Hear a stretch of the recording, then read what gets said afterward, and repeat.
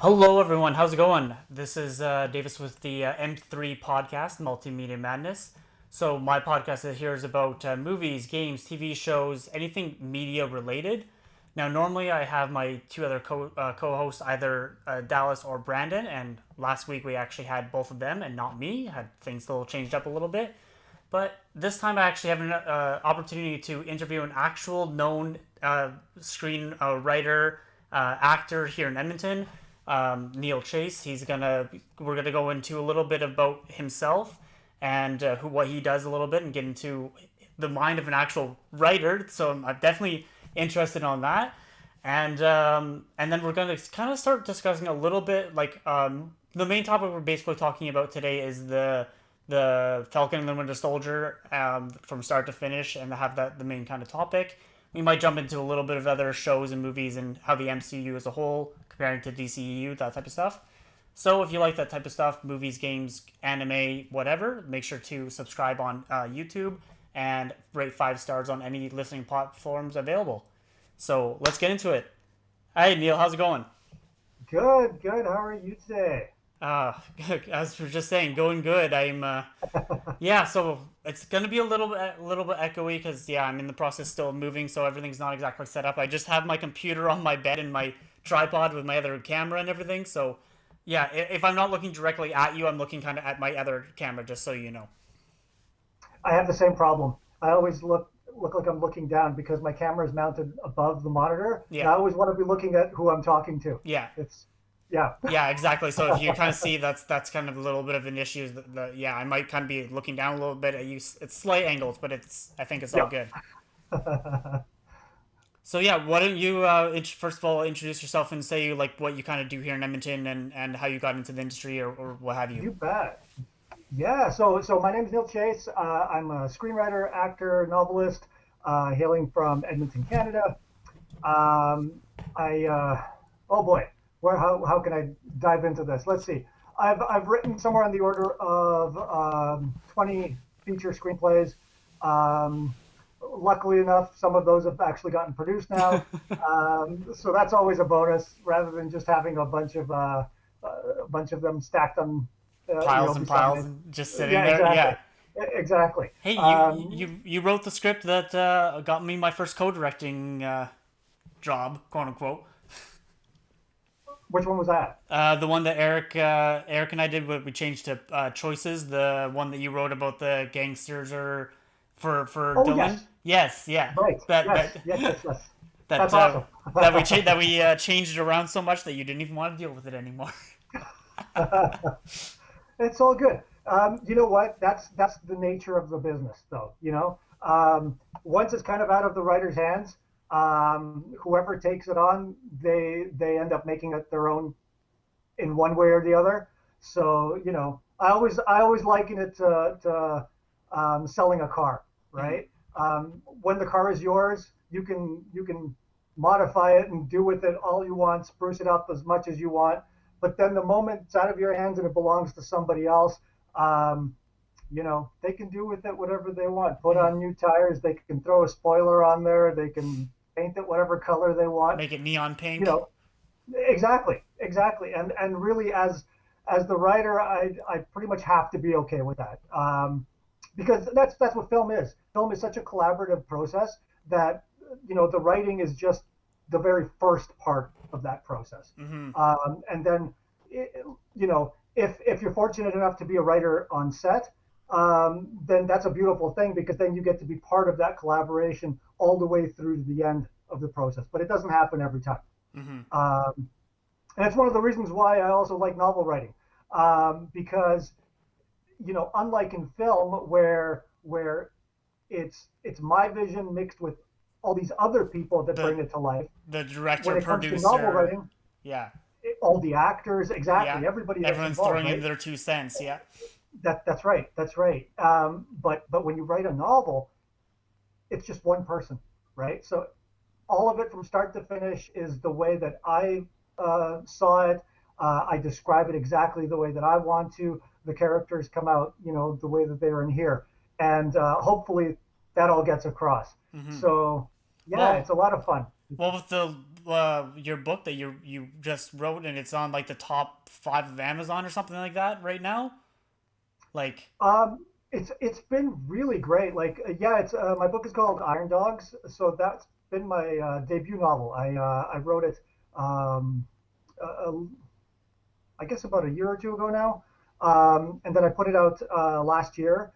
I also recorded it as an audiobook with my good friend David Heacock, um, and that has been doing really well. The audiobook especially, yeah, it's been so well received. It's been it was the number one hot new release on Amazon um, for the entirety, like since it's been put out hmm, in multiple categories, and then it actually reached like top five in a couple of categories as well. So yeah. I've just been stoked. Like one of the coolest things that ever happened to me was pulling up the Amazon page for Gothic horror. I think was the category, Yeah. and seeing Stephen King, um, Jim Butcher, Dean Koontz, and then there's me, and it was So literally like just these guys and me, and I'm just like, whoa. so this means it's like it's top time. So if you're comparing it to those names, that's not just Canada or Alberta or whatever. That means that's like nation, like North America. Yeah, as far as I know, that was for .com, right? So Yeah. Amazon.com. Yeah. So it'd be like whatever that encompasses. If it's just the states or if it's states and Canada, I'm not sure, but Oh, well, it still, was. those are especially Stephen King. That's a really big name. So being up there, holy shit. It was an amazing feeling. I'll tell you that much. Yeah. I'll how about this to help you out for the last little bit. We'll get you a couple more link. We'll link your book in the description there down below. That would be amazing. Yeah, I would love I that. still need Yeah. to. I think I still need to like the audiobook especially because I don't take time to sit and read. Like I have a couple books. Like I Mhm. have Elon Musk's biography. It's been sitting on Yeah, my yeah, shelf. Like, and I'm partially, and it's a good thing, and I like that type of stuff. But yeah. just sitting, taking time to read it. So yeah, listen to like that's what's good about like podcasts or audiobooks is you listen to a little bit while you're doing your cleaning or whatever. And, Absolutely. That was what really drove me to do it. Is because I actually like to listen to audiobooks while I'm driving. It's yeah. one of those things where I got in that habit when I used to have to do long drives, and I found it's a really great way to sort of pass the time, but it's a very useful way too, Mm-hmm. right? You can learn a lot if it's like books on learning how to do things, or if it's just pure entertainment, right? Yeah. And I don't know, it's a great way to pass a couple of hours That in your car. Yeah, So exactly. That's what I do. Like with, I always listen to like when I go to visit my family in Wainwright. It's about a 2.5 hour drive, and I'll yeah, throw yeah, on Joe Rogan podcast is like 2 to 3 hours. So it's like it's better than having just music because you don't. But like you can actually engage to like the conversation, like listen along and be like. And so yeah, it'd that's be the right. same thing with like an audiobook because you're like intrigued of like what's gonna happen when you do something Yeah, like and that. my absolutely. So like I used to listen to a lot of Stephen King and books like this because I found they really keep your attention, and you don't start to sort of zone out on long drives, and so it's I don't know, keeps you safer in a Yeah. way, while at the same time keeping you entertained, right? So it's Hmm. like the best of both worlds. Yeah, especially if you have other people in the car, because if you have music on, you have to have it quiet, or if someone's sleeping or whatever, and where you can have this, it's loud enough Right. where it's just conversation, so it's not that bad. Yeah. That's right. Um, Exactly. I have another kind of question for you. So Yeah. you have your personal Facebook page, and you have the Neil Chase Films page. What Yes. kind of inspired you to do your pop quiz hot shots thing where you just put that and then you have a million hashtags and like the next one I think I failed again. I've only gotten one right so far. And like what kind of made you think that just kind of to promote the page type thing or Yeah, pretty much. It was just kind of a spur of the moment thing. I wanted to do something fun. I had a couple of friends who would do like a weekly or every few weeks they would do like a comic book related quiz, and I thought that was a really great idea. Um, and so I took that as inspiration a little bit because they stopped doing it after a while. And I thought, this is a really great way to interact with people. You sort of find out a little bit about people's likes, people's dislikes, what sort of movies they're into, what sort of comics they're into, what sort of video games they like. Mm-hmm. You know, I sort of try to cover the entire spectrum when it comes to pop culture Yeah, with exactly. my questions. Um, and it's fun. It's like what's neat about it is I try to uncover these little trivia nuggets that maybe most people don't know. Mm-hmm. But at the same time, you know, sometimes I'll tease it and make it like, oh, there's an there's an obvious answer, and then there's maybe one that's kind of out there, and then there's one that's like you're like, is that the one? Yeah. Maybe I don't know. I'm not Well, sure, right? yeah, and then you see like the comments of some people that are, for example, like closer to your age, and they'll be like, "Oh yeah, I know this Yeah, for sure. This is yeah," and then the comments or whatever, and then the people my age or younger or whatever, because you have a whole range of people like early 20s to like 50s or older, like yeah. on that page, and I see the comments and they're like, "Yeah, for sure," and then you just see the gif. You always reply with a gif of like like yeah. So I just I keep think on seeing all the notifications on Facebook. So and so commented. So and so commented. It's like, oh my god, it just fills up the notification page. it's gotten to this point where I've had people tell me they actually look forward to the yes or no gifts the most out of anything. It's like they don't even care about the right answer or not. Yeah, They just want to see what gif I come up with yeah, for it. So that yeah, part's been really fun. yeah. I think And the I always try to tie it in somehow to the question as well. yeah, exactly. I think the favorite one was you had one with Will Smith. I think. Yeah. Yeah, and yeah, that was I remember. I was like, yeah. And now the one you're doing, yeah. What day is it today? Today's Tuesday, so tomorrow you have it's Monday. You have the question, and Wednesdays you have the answer, right? I think. Tuesdays or Wednesdays. I actually posted the answer just before we spoke. Oh, okay. So I haven't checked yet, you so can I'll check to see if you got it right or yeah, not. yeah, There I'll you go. check. Um, but so yeah, no, so that's a little bit about yourself, and then everyone knows me. But I'm trying to get into filmmaking, and you're probably between like you and Dylan, Dylan Pierce, probably one of the main people that have experience that I have a like close connection with because I've worked with what's his name? Not Andy. I'll remember his name. His name is just blanking my mind right now. Um, I've worked with a few people, and I haven't worked directly with you yet. But no, have I? No, not necessarily. But like other than the like I just said at the beginning, how you wrote the kind of short film that I Yeah. worked with. Well, I was at Nate. Um, I haven't worked with you, but I've gotten a lot of knowledge from you. I still remember one of the first times I ever met you was at Red. I think it was at the Red Deer conference, Regular college. Yeah. yeah, and That's right. I still remember you wearing you had the blue long sleeve shirt, and it was the first time I met you, and I think the one thing I really like about you is the fact that you're really open to having like questions and being participating in Hmm. whatever type of thing and helping as many people as possible, right? And Absolutely. yeah, and that's the same thing with Dylan too. Dylan had the very open of like, yeah, that's what you do, and here's the hard answer of like, what do you got to do? You got to kind of just do it, and so Well, yeah, you're absolutely right. And Dylan's one of the best people in this province when it comes to film and when it comes to helping people. And I think we're both kind of on the same page there. Um, the idea being like, we went to all this work, we went to all this effort to learn these things. Why not pass that knowledge the best we can? hmm I'm still learning. I'm still learning so much on a daily basis, right? And I'm always grateful when somebody imparts their knowledge to me. So why shouldn't I pass along whatever little nuggets I come across? And if it helps somebody, follow their dream, or if it helps somebody make the next film, all the better. That's hmm fantastic. I want film in this province to succeed as much as it possibly can, right? Because yeah, if one of us rises, all of us rise. hmm hopefully it's not just Calgary. Yeah, That's because right. I keep on Yeah, seeing like there's posts of like of IATSE and everything. Oh, Calgary is getting a new lot and everything like that. There's all these tax credits and blah blah blah, and it's like a lot of stuff that was happening in Vancouver is coming over to Calgary. So like yeah, it's hard to. There's a few things in Edmonton, but I noticed a lot of things in Edmonton are definitely very micro or almost no budget films, and there's such like yeah. people like me trying to kind of like get something going and you put it onto YouTube, or you try to get like maybe a telefilm grant or something like that. But and then you maybe go to Calgary, and then Vancouver is obviously the big hub, right, Mhm. for Canada.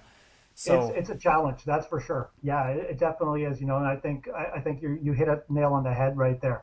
Calgary tends to get sort of a lion's share of our province film work, like the established film work.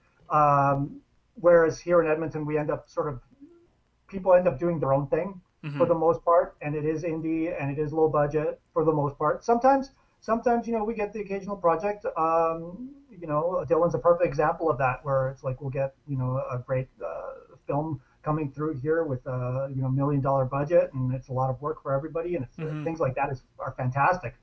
Um, I just hope we get more of those. yeah, That would be nice. Yeah. exactly. But well, so let's move on to the main topic that I wanted to talk about, so that we Yeah. kind of get people caught up onto, for people that aren't Edmonton based at all or have no idea. So, yeah, as we were kind of originally speaking and talking, did you watch? You watched obviously the entire show. We were talking for Falcon and the Winter Soldier, or Captain America and the Winter Soldier. I I guess did. it's I called did. now. Yeah. Did you watch? You watched it episodically or did you like? Yep. Yeah, Yep. I did. I watched it every week that it came out. yeah. So it was, yeah, Yeah, me a too. lot That of was fun. that was one of the things. I was like I think I because of work I ended up working. Some days I watched it on Saturday, so I was like Yep. avoiding like social media sometimes for like spoilers or whatever on the Friday night. Same here. Yeah. So actually, brief just before I talk about that show, and then the same thing Yeah, with WandaVision. Did you watch all of that too? I did. I did. I was really looking forward to WandaVision. I was very intrigued by how they pulled that off. Mm-hmm. Um, I was a little bit confused at first. That first episode was like, what the heck am I watching here? Yeah. It was, and I really wasn't sure. I wasn't sure. I was like, is this thing going to be any good? I don't Yeah. know. And then the second episode was like kind of a continuation. I thought, okay, they're upping the stakes a little bit, but I Mm-hmm. still wasn't hooked. Still very The third, slow. yeah, the third episode actually hooked me in. I thought, okay, I like where this is going now. When they started revealing a little bit, pulling back the curtain a little bit more, Mm-hmm. and I thought they created a really great mystery. Mm-hmm. Um, I thought they could have wrapped it up a little bit better than they did. Personally, Yeah. I wasn't thrilled with the ending. Well, Um, I know a lot of that had to do with like COVID, because part of it was supposed to be Doctor Strange, apparently, according to I don't remember the person, but it was someone that's like connected to like Kevin Feige, but he's yeah. not Kevin Feige himself. But like they were saying that because Paul Bettany was saying like it was supposed to be a surprise guest type thing, and Okay. apparently it was supposed to be Doctor Strange, like Benedict Cumberbatch. So it was supposed Yeah. to be Benedict Cumberbatch versus like evil Vision, not Vision versus Vision or something like. COVID had issues to Oh. do with people and stuff like that. That was part of the reason.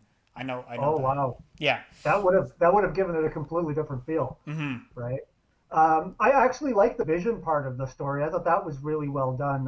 What they did with Paul Bettany Mm-hmm. and his character development. I was more disappointed. I think there were a couple of layers. The first being the whole Quicksilver angle. Oh yeah. Um, I thought they kind of crapped the bed on that one because it was such a beautiful opportunity to open up the multiverse, and say like, okay, we're actually introducing characters from the Fox franchise and putting them into the MCU. And I Yeah. thought like, wow, what a cool, brave thing that is, because sort of the imagination reels from that, because you're like, oh man, does this mean like maybe Deadpool is going to be part of this in the future, or maybe Wolverine, or Mm-hmm.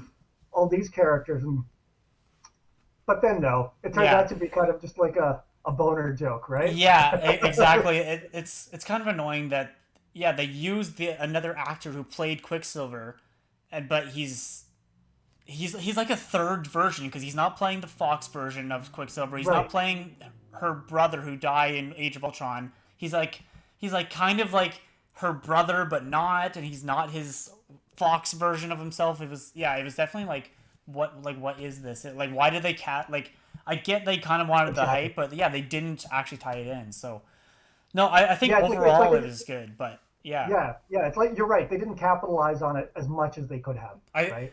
I Um, think it's partially due to the fact also that they they didn't want this to be the entrance of the X-Men into the MCU. They want I don't know. There's a whole again. I think partially due to COVID is part of the reason, but yeah, I don't know. They I don't know. I don't think Kevin Feige was as directly involved in this as he has been in some of the other movies, so that's probably why. Is my you know guess. what? You know what? I think this is one of those moments where you have to look at the silver lining of any situation. And in this case, thanks to COVID, we have like a ready excuse. Whenever anything goes bad now, we can just say, it's because of COVID. Yeah. That's what did it. Yeah. So, Exactly. But yeah. So going into Falcon and Winter Soldier, um, same thing. It was a little slower off, but it was like definitely not as slow as WandaVision.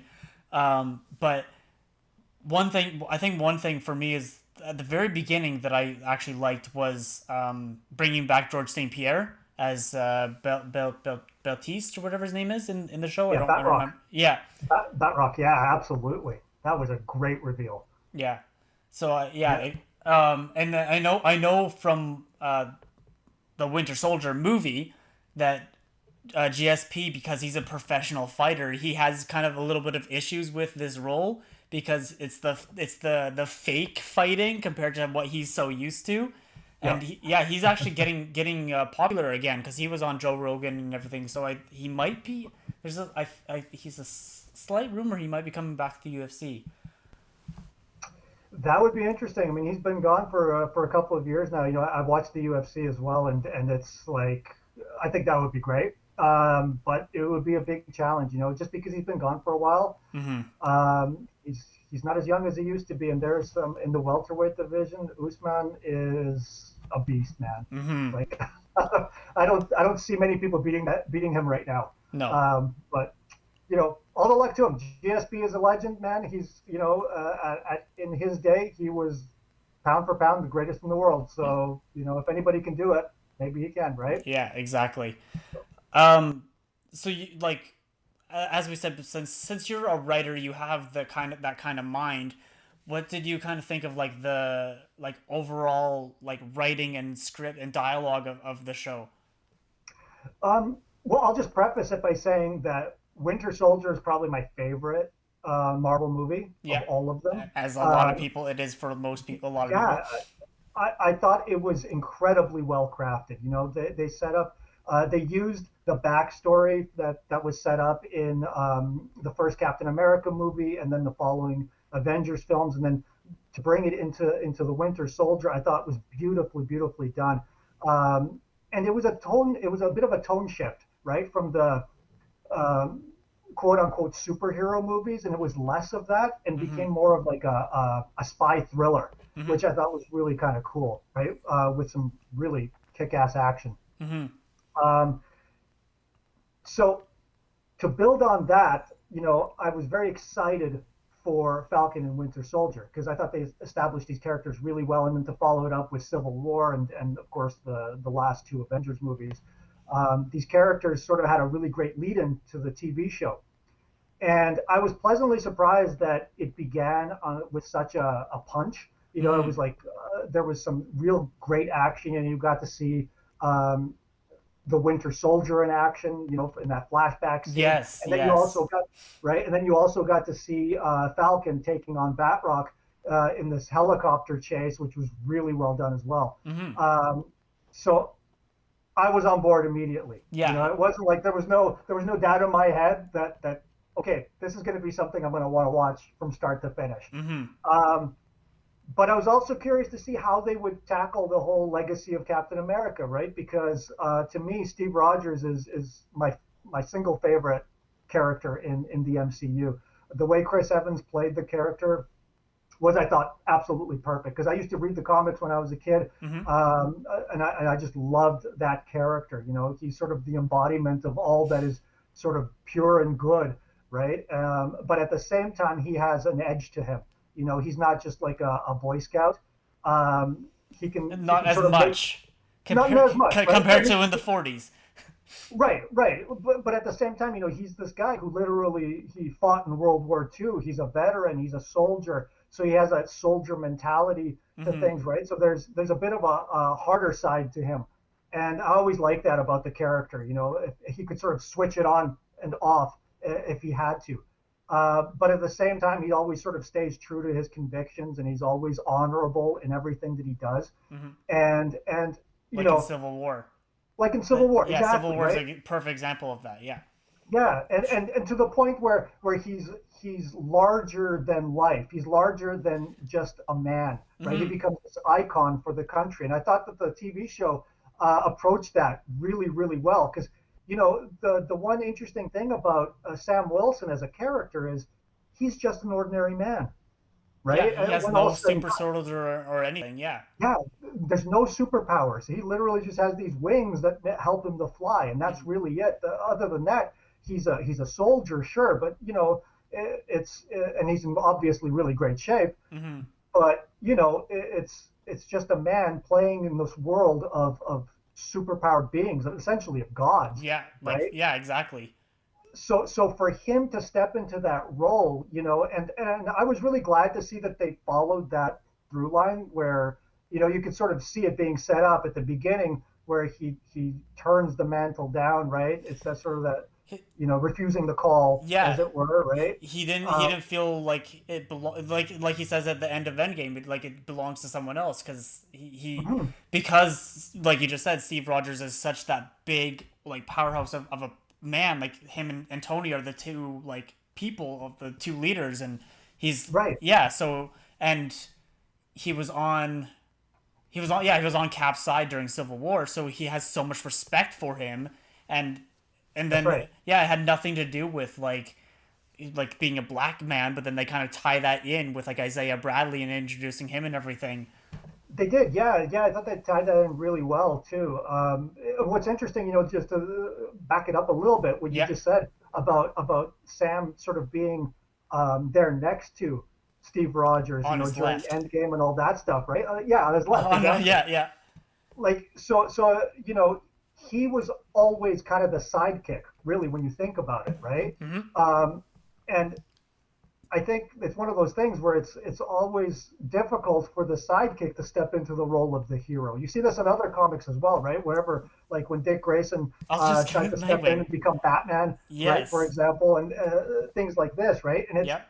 they always seem to have more difficulty uh, doing it because I think part of the reason is psychologically speaking for the character, right? It's Hmm. they you're always trying to live up to your heroes, but because you've idealized them in your head, how can you live up to an ideal when you know that you yourself are flawed? Exactly why Bucky is so like he accepts the fact that because in the comics both of them have been Captain America, but Bucky Right. in the MCU knows that he's still messed up. He still has PTSD. He still has all this stuff that he wouldn't be able to take on the mantle, the meaning behind the shield. It's not okay. Here's this Right. weapon, here's type thing. It's what it represents, right?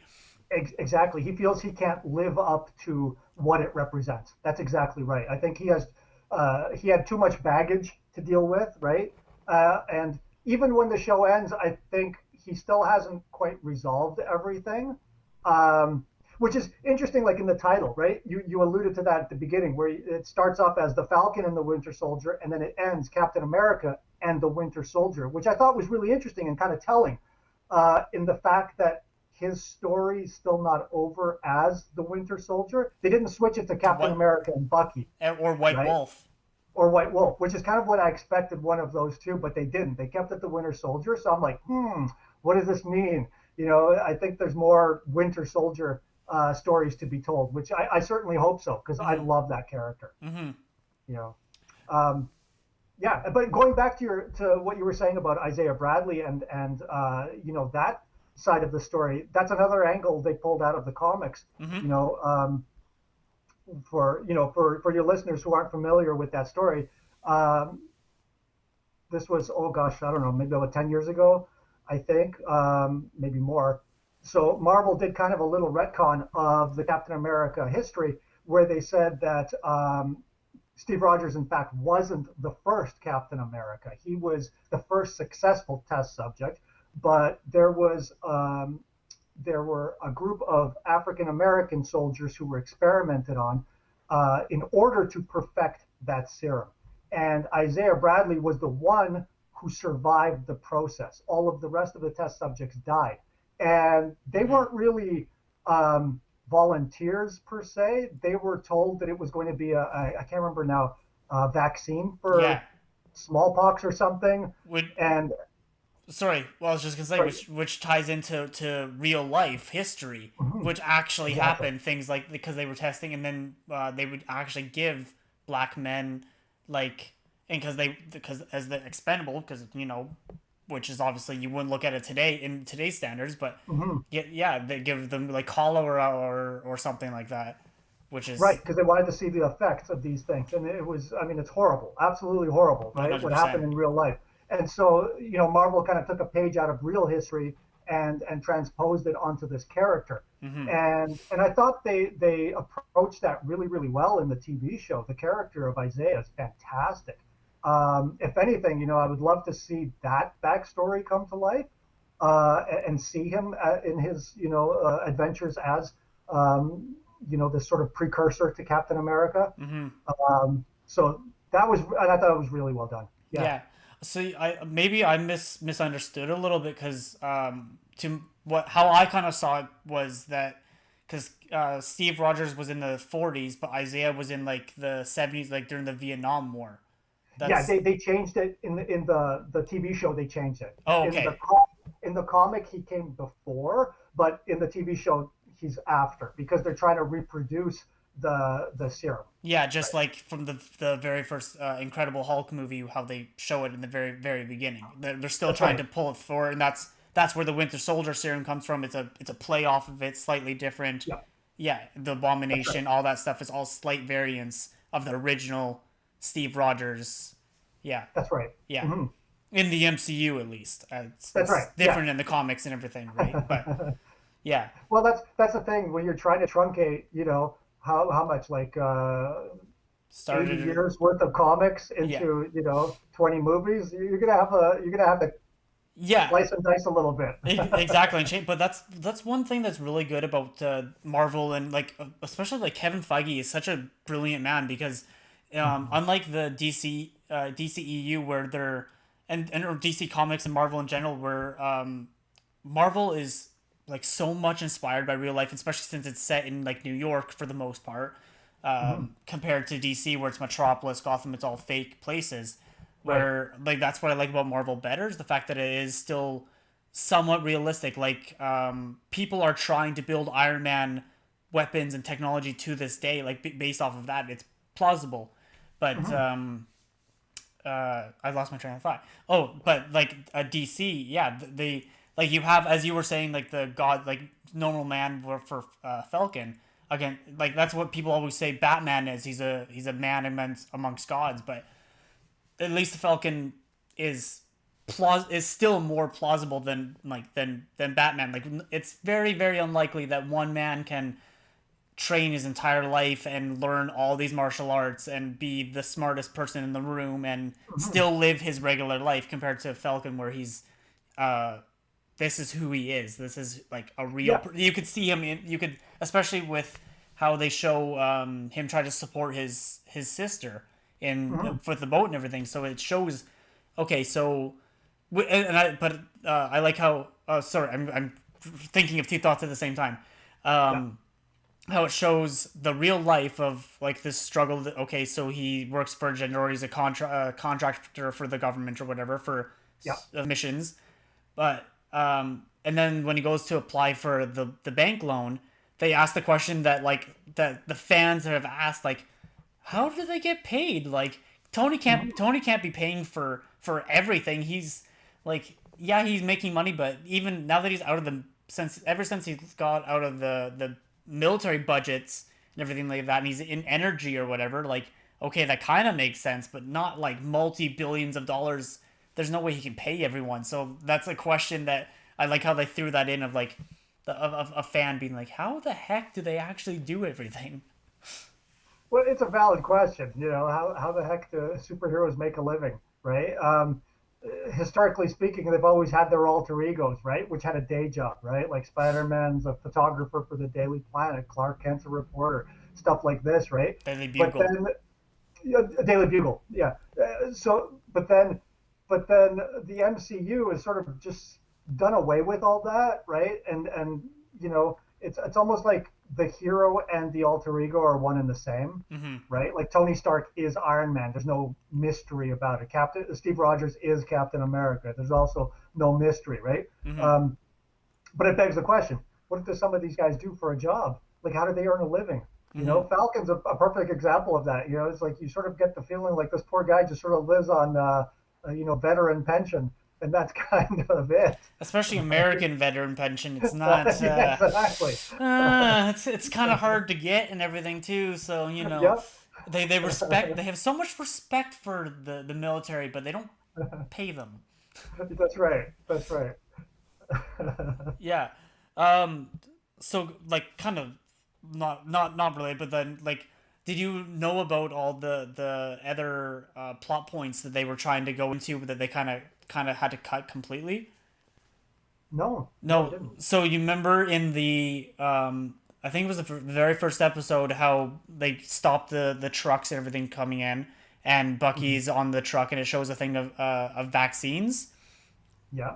There was there was supposed to be a part where um what was the organization? One World, One People. Like, what was the organization Flag, called again? flag Flag smashers. Smashers. Yeah, where they were Yeah. stealing, like taking these vaccines and bringing them to more people that actually needed them.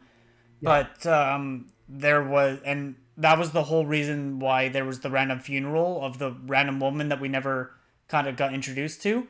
That Right. those Yeah. two plot points kind of got like thrown out the window basically, because Uh, part of there was a thing saying that with the vaccines and everything, and how it's so relates so much to the COVID vaccine that's coming out right now. They were like, let's not do something where it could turn too much into like real life, where it's a little too close.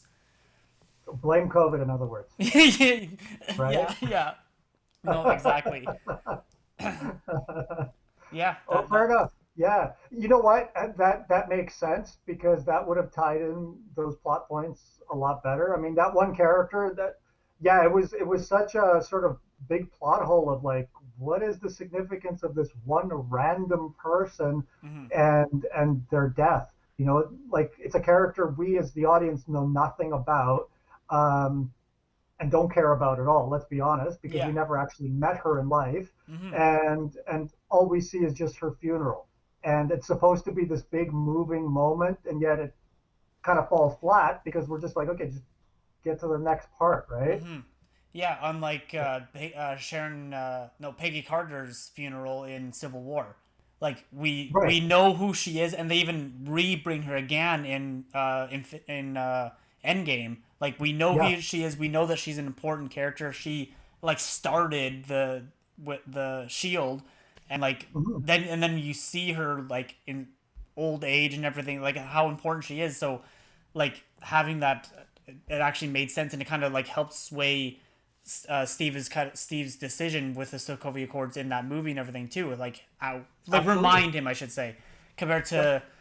to this woman. I don't even remember what the character's name was, and she was just like I don't. the Yeah. start of the Flag Smashers movement or whatever, and Smashers Hmm. movement, and yeah, there was just It's nothing. true. It's true. Yeah, like you have to establish some kind of history for the audience to latch onto, and for the characters to latch onto as well, right? Mm-hmm. Um, and without that, there's no weight to anything that happens. So, like you say, when we saw Peggy's funeral, we saw the effect it has on Steve, and how he is literally broken because this is, one of the few people left in his life who is that tether to his previous life, and she was the love of his life, right? So we feel that emotional weight of that moment. Fast forward to the TV show, and you know she's the characters that are standing around, they're sad, but we get it. Okay, it's a funeral. We understand that they're sad, but Yeah.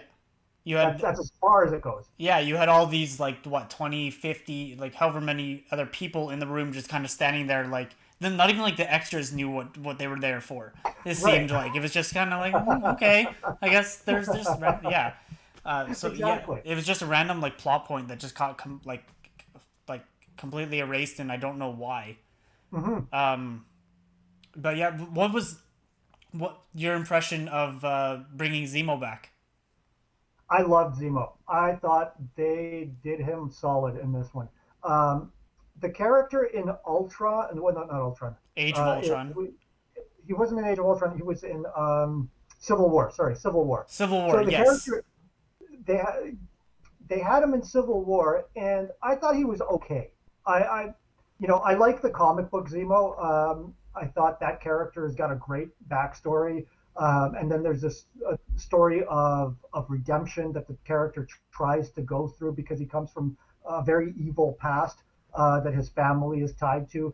Um, That you don't really get in the movie.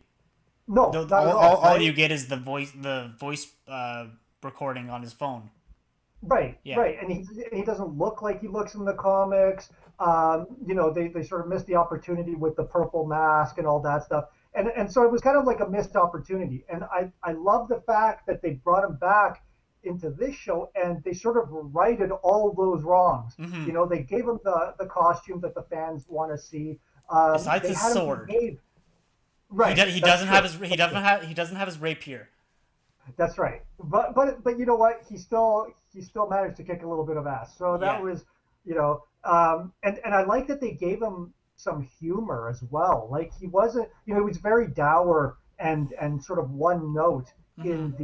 in the film, but in the TV show, there's this other side to him that's really kind of playful and at times even innocent. Like when he's interacting with the little kids and stuff like that, and since we know he's the villain from the previous movie, we're not exactly sure, what's his agenda here and how is he going to be towards these kids? Is he going to do something, awful?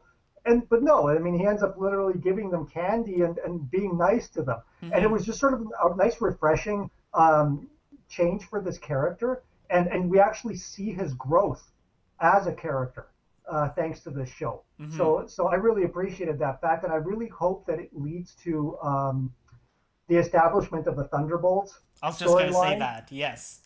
which would be wonderful. Which is Marvel's version of the Suicide Squad. This Mm-hmm. idea that you've got these supervillains and anti-heroes who sort of band together under a government mandate to redeem themselves by Mm-hmm. doing good, Mm-hmm. right?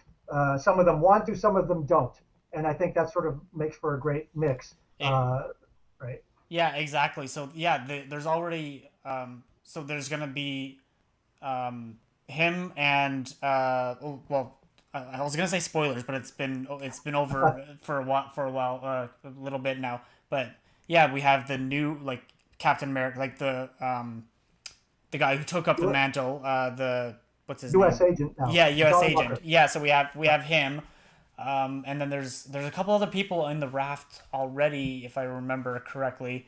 Hmm. So yeah, they're definitely establishing that, and I and they have Thunderbolt. They have Ross already there. Like we Right. know that Ross has a lot of connections in the government and everything right now, as is. Hmm. So and he told like in end no so, Endgame when he's talking to Rhodey, and he's like, "Oh, these guys are fugitives," and he's like, "No, he's only fugitives because you told him to." So he has like a strong personality of want like he kind of wants to do the right thing, but like Yeah. in like the bad way, but it's kind of willing to cross the line, but he's not gonna stick his Hmm. own neck out towards it. Like so, yeah, that's the other thing I was gonna say. It's gonna. I don't know if it's gonna lead. It's probably gonna still be a while, but it will probably be. My guess is probably gonna be another show on Disney Plus because I it's would hope not so. coming Like, out. yeah, it lends itself well, I think, to a TV show. And a nice thing is, with the stars that are sort of, or the superheroes that sort of populate that Thunderbolts world, um, they're for the most part newer stars to the franchise, right? Like you've got Wyatt Russell as John Walker. You've got Hmm. Daniel Bruhl as Zemo. Um, so, you know, just sort of from a practical standpoint, you're not talking about your big budget actors like your Robert Downey Jr.'s or your Chris Evans or Chris Hemsworth, Hmm. right? But so I think it's definitely doable. Yeah, exactly. And it's not like slated in the end of phase three slash start of phase four of the actual films that are coming out.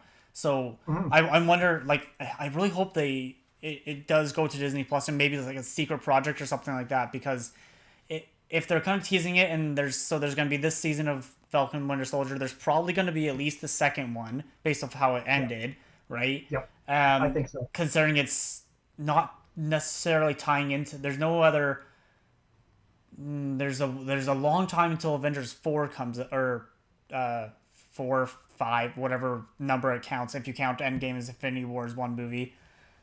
Well, there is the Captain America 4 movie though coming Yeah. out, Okay. and that's Yeah. going to be with Sam Wilson as Captain America, right? Yeah. So there's an opportunity there to bring back a lot of these characters, I Mm-hmm. think.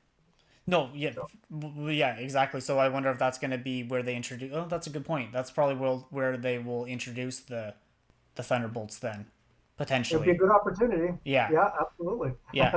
So yeah, and then kind of going back to what you said about like when we were first talking about like WandaVision and the X-Men. I know they finally just the other day released like posters for official names of movies and stuff. So they introduced the Mhm. Fantastic Four. So Yep, hopefully somewhere in the mix, like Charles Xavier is going to interact with Doctor Strange or something like that. that would be so cool, right? Yeah, and having Reed Richards in there and thrown in the mix and the Fantastic Four, I think that would be great. Yeah, they need to make it like an Illuminati and then a planet. Well, they already had bits of Planet Hulk already with Thor, Mhm. so that maybe wouldn't work. But that's still that's the thing, is that I wonder if people are gonna get like superhero fatigue a little bit, because there's so many Marvel movies, DC movies, so many animated like comic book shows, The Boys. There's so many things right now that are There's superhero related. There's so many. I know it's kind of crazy actually, right? It used to be just really the Marvel movies, and that was kind of it, right? And you had the occasional DC film thrown in for good measure, right? Your Superman films or your Batman films, but for the most part, that was really it. And now it's like there's this explosion of superhero material. Um, I think one of the reasons personally is because of Marvel's success, right? That's really what's driving it. It's that sort of bandwagonism, right? The idea that something became so incredibly successful that everybody else wants to take advantage of it. Hmm. So they're just scouring all the comic books and all the franchises out there and saying like, okay, we can't do Marvel, we can't do DC. Who else is out there? Well, we've got Image Comics. Let's see what they've got. Or we've got Valiant Comics. Let's see what they've got. We've got IDW. What do they have? Hmm. And they just sort of jump from franchise to franchise looking for those little nuggets. But you know what? They are striking gold. The Boys I think is a The fantastic show. Yeah. I love that show, and this idea of superheroes actually being rotten assholes is Yeah, kind of a exactly. really great fresh take. Yeah, You know. like Homelander is literally has the exact same powers as Superman, but Yep. he's what if he was the only one? Like if Clark Kent wasn't like this Mhm. goody two shoes character. So and then there's this new the Invincibles, I think it's called, on Amazon Prime. Yeah, Um, Invincible. Yeah, that's yeah, the cartoon. I haven't checked that one out, but I read the comics, and I love that series. That it is extremely graphic, extremely violent. hmm So just because it's a cartoon, people should know: do not let your kids watch it. no, exactly. Yeah, well, the realm of adult cartoons are like there's much more context and everything to adult cartoons than there are for kids stuff, because I know. Rick and Morty, there's even just going back to like Simpsons, Futurama, Family Guy, even some of those older ones, like those ones are a little bit still you could let your older kids watch them, maybe not your kids, Mhm. but yeah, then exactly that, the Invincibles, or even just like there's some anime, like some that are made for like teenagers or whatever, like My Hero Academia. If you ever Yep. heard of that, that has its fifth season starting right now, and it's another idea of goes back to how do you pay your superheroes, right? So they have like they're paid part of like the police force, like taxes or whatever, and that is like on kind of teetering on the edge of like adult, and they show a little bit of blood and stuff like that, or because it's Yeah. anime and it's definitely my like favorite anime, but because it has that superhero theme to it, so that's what I really like about that. And then I haven't watched the Invincibles yet, but I might get the trial of Amazon Prime just to watch that show. Amazon's awesome. Their TV stuff is fantastic. Like I love all their TV shows. They have so many good ones. Um, but to go back to your point, of cartoons, I think anime is one of the reasons why we have so many more adult-oriented cartoons now. Because you know, I remember being a kid and being exposed to anime for the first time, watching stuff like Akira or Ghost in the Shell, things like this, and it blew me away. Like my friends and I, we grew up on like Saturday morning cartoons, Yeah, and so so did for us I. so when we watched these anime, it was like, oh my god, this is so violent. Like It was it's Dragon Ball Z crazy. for me. Yeah, but like it was drawn really well. The stories were like incredibly engaging. The characters were fantastic, but then the graphic level of violence that was in them would just blew us all away. We couldn't believe it, you know. Um, so, and I'm not surprised. I'm not surprised because all of us who were kids when we were first exposed to those were now adults, right? So we're sort of the target demographic in a lot of ways, right? For a lot of these makers, content makers, and so yeah, I'm not surprised that they're sort of gearing. You know, they're saying, okay, you guys still like cartoons, you guys still like comic books. Well, here's material just for you, right? But yeah, but even like look, I was listening to another podcast and it was just the kids movies. Like if you look at Toy Story, for example, that's made Yeah, for kids, but it still has like the occasional adult humor in that kids won't get. It goes over their head, and it makes it more very much. enjoyable for the parent watching with their son or daughter, right? Very much. Yeah, but you know what? That's really a throwback to the old like Looney Tunes. I mean, like Bugs Bunny was a perfect example of that. This idea that you could have a cartoon that small kids would love to watch it because it was full of slapstick humor and like pratfalls and things like this. But then it was peppered with all this innuendo and things that went over the kids' heads, but the adults got it, and there was a lot of adult humor in there, and And it kind of went. now it's watering it down so much. Yeah, exactly. It's like as time went on, they started to water it down more and more, and until it became only a kid's product, right? And the adults, the sort of adult content was completely done away with. And now we're sort of coming back full circle, where it's like, no, no, let's pepper in some more grown-up jokes, right? I find what's interesting to me is it's not the only medium that's doing that. I don't know if you follow professional wrestling at all, but it sort of underwent a similar metamorphosis. When wrestling first started, it was only for adults. It was very serious. Everything was super technical. They actually did real wrestling at first, but then it became more of a show. Yeah. And as it became more and more of a show, they started bringing in more of a family crowd. And then it sort of hit its peak in the late 80s through to the mid 90s, where it sorry, Stone Cold it went Steve Austin. right, right. So That's who I grew up watching. Stone Cold and The Rock when yeah, he was a wrestler. and it went through these hills and valleys of between adult and child, right? So in the 80s, you had sort of the apex of the sort of the Hulk Hogan golden era, where everything was kind of superheroes, right, in the Yeah. ring, and Macho Man Savage with his like lace and yeah. yeah, exactly. It was all like, eat your vitamins and say your prayers, and everything was very PG. And then the Attitude Era came in the 90s with The Rock and with Stone Cold and Yeah. DX and these guys, That's and where it I'm became very adult, right? Everything was like, there was way more adult content. And then that's when it was at its most successful. But then an interesting thing happened. they went back to that PG era, right? Because they went into sort of the John Cena era, and everything became kind of updated. he's a meme. Yeah, exactly, exactly. So now they're kind of in this in between phase where it's almost like they're not sure which way is the right way to go, right? And I think it'll be interesting to see. Kind of just like cartoons, just like comic books. You know, Hmm. you sort of have to find that middle ground where you can try to make as many people as you can happy, right? Because after all, you want to have a four quadrant product if you can, young, old, male, female. Um, we'll see if they can do it. Hmm. Bring it to use that as a turning point to bring it back to the main thing. What's your kind of take on like wrestlers coming into like action movies, like Dave Bautista in Guardians, or John Cena in the new Suicide Squad, or I, The I Rock, or anything like that?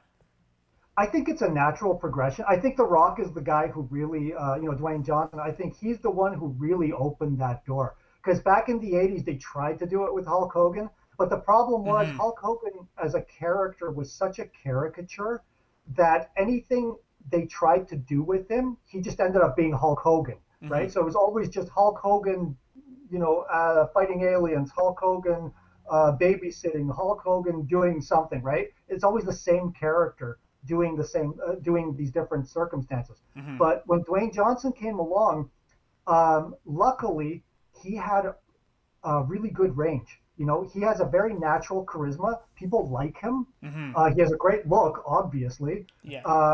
So I think he was kind of like this complete package where he was able to bring something to it that wrestlers previous to him weren't able to do.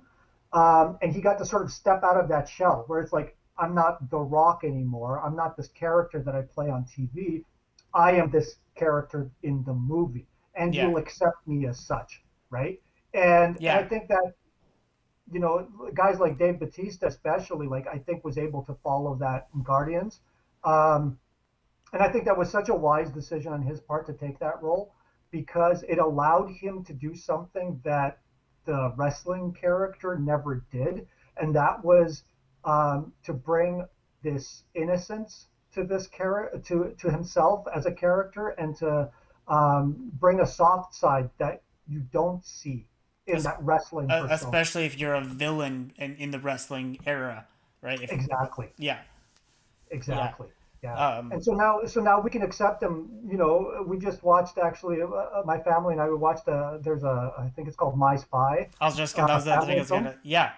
It was great. It was a really great family film. You know, and you totally buy him in the role, and it was actually really funny. Hmm. So I love the fact that they're starting to play to the strengths of some of these wrestlers. You know, Hmm. because after all, they are natural actors. Yeah. These guys they get out in front of a crowd every week, and for a couple of hours, that's what they're doing. They're basically doing improv, right? Hmm. Yeah. It's just like as you were just saying about the range, or whatever. Like Dwayne Johnson as like the Tooth Fairy back in the early 2000s, to like Hmm. Fast Five, or the Hobbs and Shaw, like the big like that you show his range of characters and he can play, or like Jumanji where he plays kind of both, where he's like a badass and a Yeah, funny guy, like and Jumanji's awesome. I yeah. love that I movie. haven't seen the Yep. second one yet, but yeah. Um, Anything he does with Kevin Hart, actually, I think is fantastic. Those yeah, two they're are such a such good a pair. great pair. Yeah. You know. Hence why they both keep on getting. They both keep on just rolling in the money. Yeah, absolutely. Yeah, it's like play to your strengths, right? You find something that works, um, keep going with it. I mean, it's one of those things like you see it all the time, actually, in Hollywood, right? Where a certain director finds actors that they work really well with, right? They'll always keep sort of dipping into that pool, right? Tarantino always seems to work with Samuel L. Jackson on everything, right? Hmm. Um, but the reason is because the chemistry works really, really well, Yeah. right? Obviously, the results speak for themselves. So why Adam wouldn't you keep dipping into that? Adam Sandler hiring all of his friends. That's right. That's right. I wish I will eventually have a relationship like that in the future for myself, because I want to be um, kind of like like Kevin Smith in that way, because I like Kevin Smith's like attitude of, you know what, I'm not the greatest actor, so I'm just gonna play a guy that doesn't talk. Like I want to have that kind of like mentality about it, and just be like, hey, like him and Jason Mewes, like they're best friends.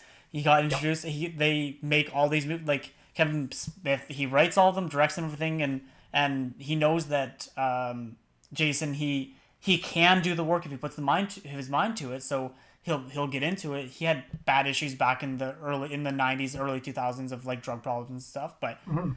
But that's what I really like about like Kevin Smith or anything. Same thing. It's just um, and like he knows. I really like say that he's not an indie filmmaker, but he's not a he's not like I don't know, multi-million dollar film. He's kind of like at the like $50 million, like $100 million budget. Like Yeah. he makes his movies the way he wants to do it. So that's Mhm. having that friendship. That's the type of like filmmaking that I want to do. Well, I think, relationships are they are everything in the film industry, right? Like, it's one of those things you have to work very hard to cultivate good relationships, but it's always a two-way street, right? You always want to find people that you click with, and that you get along with, that you work well together with, and it goes, in front of and behind the camera. Um, and it's rare to find, I think, those relationships. So when you do find them, it's like you want to hang on to them as much as you can. Hmm. But I think the smartest filmmakers and actors and so on, they will also extend out of their little comfort zone and say, okay, I'm willing to also take a chance and work with someone I haven't before. um, Whether it's as a director hiring an actor you haven't worked with, or as an actor going to work with other actors, or working for a director you haven't worked with, Hmm. which I think is also important because that then expands your circle potentially, right? And I think the bigger that pool is that you can dip into, the more variety you can bring to the table, and the more, the better the product. Yeah, and then therefore it also helps like your personal life. It helps you grow as a person individually. Absolutely. Like Joe Rogan was just saying this the other day on his podcast, that like because he talks to so many people, he'll talk to scientists, he'll talk to conspiracy theorists, he'll talk to fighters, he'll talk to like he has such a like he's so open minded and like as you're saying. So if you're working with uh, a woman that's 50 and has been directing has her entire life, or someone that's 20, it's their first film, like get someone to, and even the 20-year old that's just getting out of film school will still have little nuggets because of like Oh yeah, technology and stuff like that, right? Just as absolutely. like Dylan's trying to work on what's he working on, something that's a new 3D film or something. He was working with VR or something, or IR or Mhm. something like that, like getting into the new realm of technology and learning, right? As you just said, you're always learning, Absolutely. right? Yeah, I think everybody brings something to the table. Even there is such a thing to be said as, for raw talent, right? Some people just have it, or some people have incredible drive, to say, like, maybe I don't have the knowledge base yet, but I have the drive. I want to learn, Mm-hmm. and the way I'm going to learn is by surrounding myself with people who are better than I am at this. Mm-hmm. There's That's always me. that saying, uh, right? But there's that saying. I don't know who said it exactly, but it's almost like they say, try to be the dumbest person in the room, Yeah. Yep. because then you'll always be learning something from everybody, right? If you're the smartest person in the room, you're really never going to go anywhere, Mm-hmm. uh, from it, right? And um, I think you're only as good, and a lot of times, as the people that you surround yourself with, Yeah. right? And So. one of my favorite quotes that I try to kind of live by, especially in when trying to learn something, is a quote from Adam Savage from MythBusters. Failure is always an option. Like like take that in and be like, okay, it's you learn from your failures, right? So Absolutely. you didn't get this grant this time, find out why and try to improve it. And did you are you trying to give a horror to Lifetime? Like that's not going to work, right? It's like learn from Right. your mistakes. But That's important. That is so important. Like, I think a lot of people view failure as, depressive. kind of like the universe crapping on them, and they just sort of sink back into themselves and maybe get all despondent about it and think like, oh, it's unfair, and this isn't right. But what they're failing to see is that failure is in it. It's an opportunity. It's an opportunity to learn and better yourself. and and grow as a person, right? Because every failure means that we can learn from whatever mistakes we made along that path, Mm-hmm. and say, okay, now I'll try not to make those mistakes the next time around. You know, Exactly. um, it's something that I learned as a writer. Um, of course, because it's when I first started screenwriting, I had no idea how to write a script. Like, I not a clue. I would work with a Word file that I would open up, and I had no idea what format was like, what the margins were, how how the action blocks had to look compared to the dialogue blocks and things like this. And so it looked awful, and the content wasn't very good either. But that's beside the point. Mm-hmm. Um, but you show that to people, and you put yourself out there, and you're willing to take criticism. I love criticism. I thrive on it because Mm-hmm. it's the only way I'm going to better myself. Of course, it doesn't feel good when somebody tells you this is no good. But what does help me is when somebody tells me why something doesn't work, Yeah. right? And what I could do to make it better. And then it's Mm-hmm. like, oh, okay, awesome. I'm going to take that and I'm going to apply it to the next round, and hopefully it'll be better the next time around. Already then. Yeah, I literally had an idea for literally last night, a dream, and I was like, hey, this is such a good dream. I'm gonna write it down. I'm like, okay, I'm gonna turn this into something. So I'll send it your way, and you can give me some criticism when I get it For sure. written down. Um, Yeah, you bet. but yeah, so do you want to? Is there any? Let's kind of wrap it into anything else with the show. If there's any other kind of thoughts you want to talk about, and then we can kind of bring it back for the listeners that kind of clicked into to talk about that Yeah. show. I thought it was like, overall, I thought they did a good job. I like the way the various storylines were wrapped up. I think what I liked about it was how the show in general had this idea of what it takes to become an actual hero, right? I think that was sort of the through line. At least for me, that was the through line, Mm-hmm. where you had and how each character approached it in a different way. I really like that part. You had Sam, who is this person who is an ordinary man, as we said, trying to live up to an ideal, and by the end, he does. Bucky is this character who is trying to escape his past and somehow erase it and overcome it. But then he finds out that in order to become the hero he can be, he needs to face the past instead of run away from it, Mm-hmm. right? Instead of trying to bury it, he needs to bring it to life. Um, Acknowledge his list. exactly, exactly. Then you've got John Walker, who's this great character, and really, I thought he was a fantastic character. Mm-hmm. Um, Started and off as and such a nice guy, as a perfect mantle, as what they were looking for at the beginning. Well, he was perfect as an image, but Yes. not as a person, Yeah. right? So like he ticked off all the right boxes Yeah. that they were looking for, but as a person, he was very flawed. And again, it's almost like Sam's problem. He's trying to live up to an ideal that he really can't live up to, right?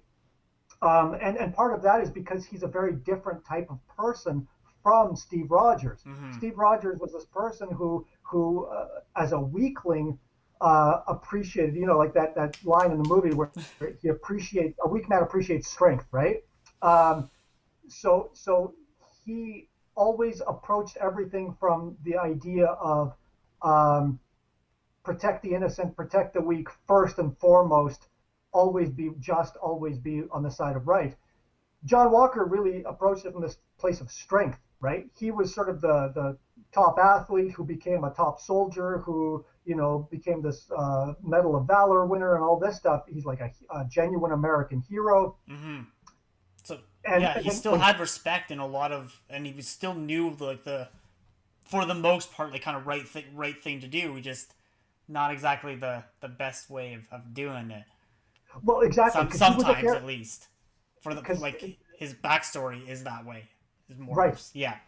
right, because so when you think about it from that hero perspective, he was a character that never learned to be humble, right? Because he always had everything go his way, Mm-hmm. and and he learned humility through the course of the show because he failed. He was like an abject failure. His best friend died. He brought shame to the Captain America name. He was summarily dismissed and all this. And I thought it was really nicely wrapped up at the end where they gave him that moment of redemption where he could either go after Carly and take her out, which is what he's been trying to do the entire show. Time. Yes. Or he can save this truck full of innocent people who are about to die. Yeah, and he chooses to do the right thing. And if it was literally earlier in the season, he would have made the other decision. Exactly. Yeah. Exactly. So so he had this nice redemptive arc.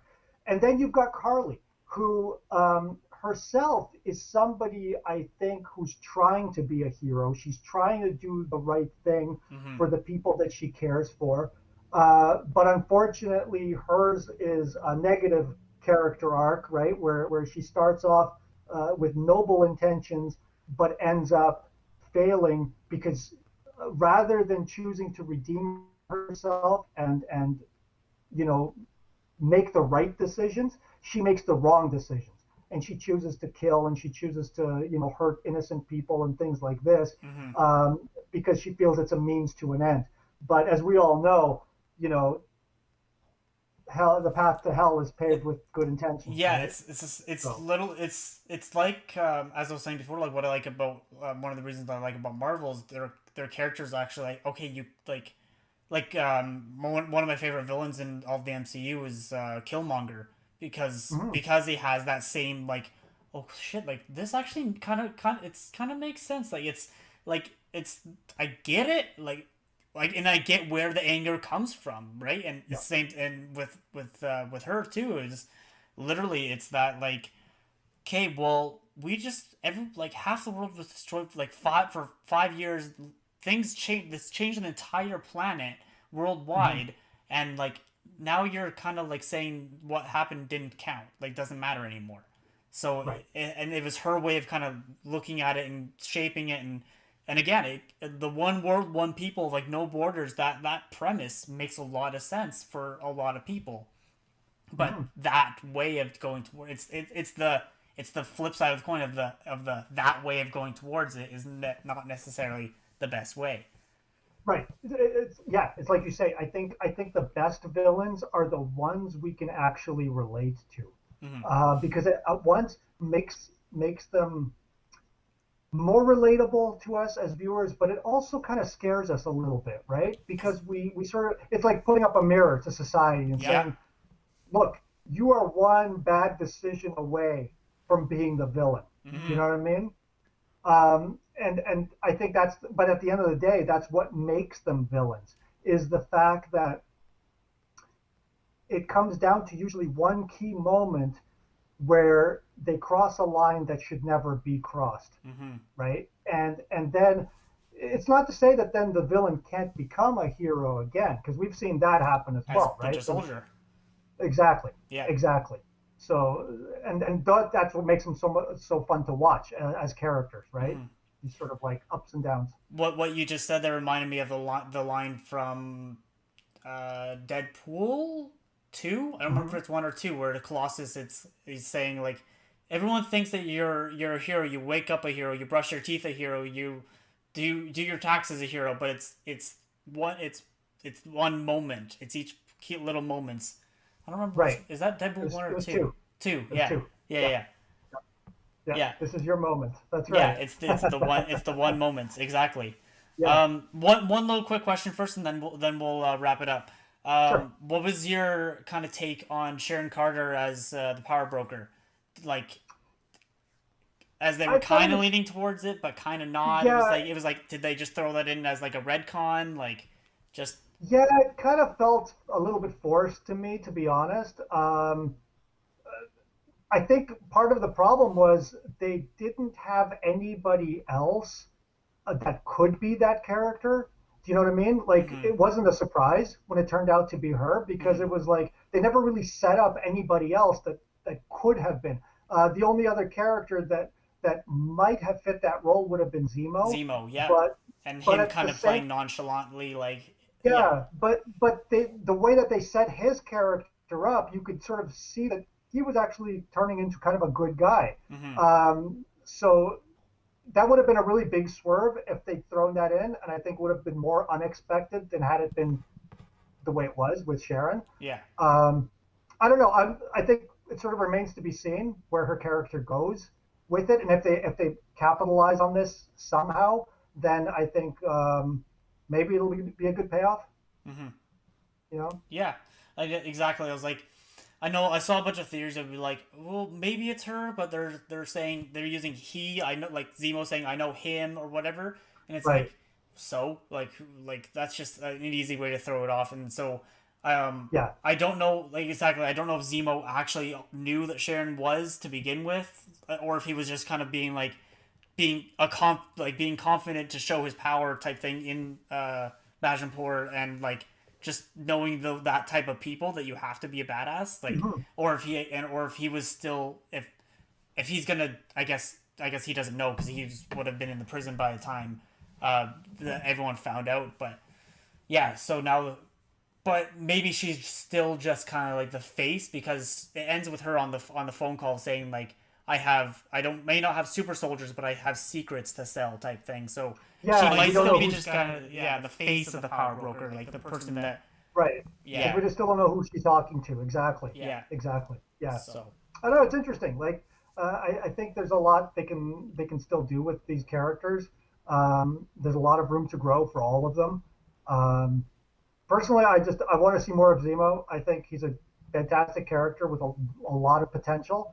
I think to me, I think he was really the breakout character in this entire series. yes, he got Much a lot more much character more so than developed.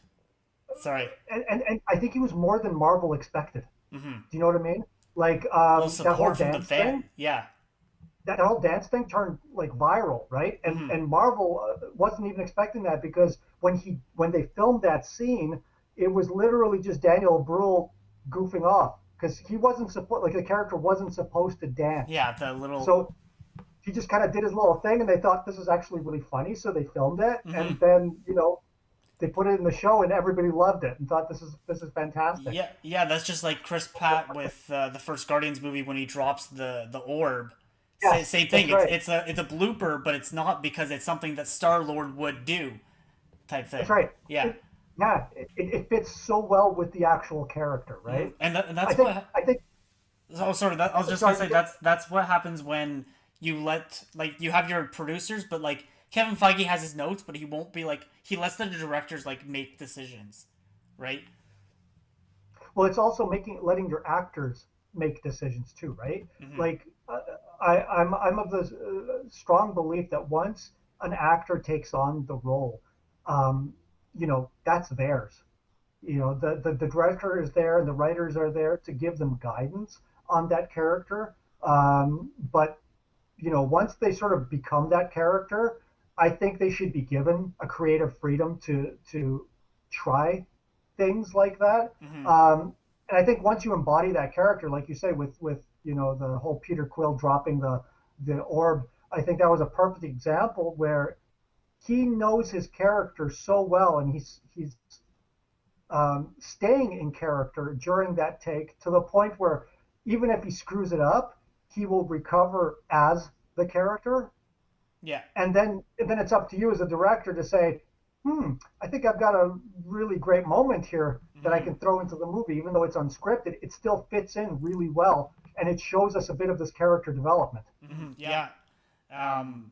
That goes back to what I was saying. Like, that's what I want to kind of do. Like, as a director, I know there's definitely been I don't remember what it was, but there's some.